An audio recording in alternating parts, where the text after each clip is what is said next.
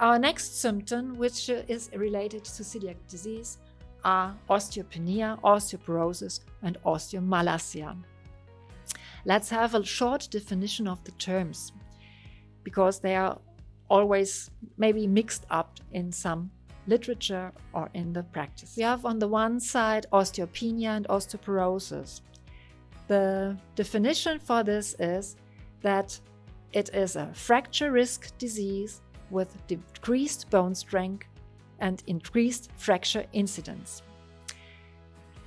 It is associated with a deterioration of the bone architecture.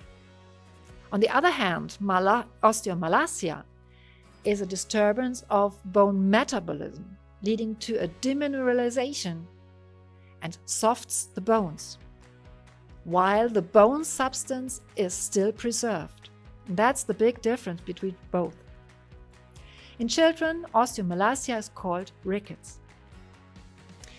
And because of these different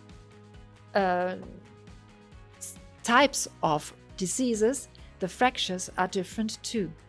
So in osteopenia and osteoporosis, you will find femoral neck fractures, typical vertebral body fractures predominant, while in osteomalacia you have insufficiency fractures in the pelvis, the ossacrum, and for example at the forefeet or at the tibia. And even the reasons are different. For osteopenia and osteoporosis, age is a very important reason, but to gender, lack of exercise, some medications, and the family history.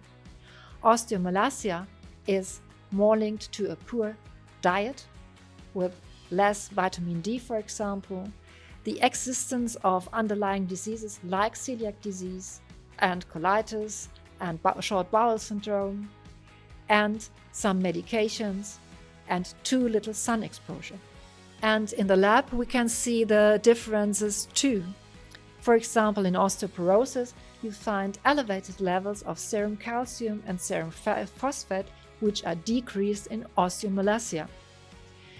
In osteomalacia, on the other hand, the alkaline phosphatase is elevated, which is normal during osteoporosis.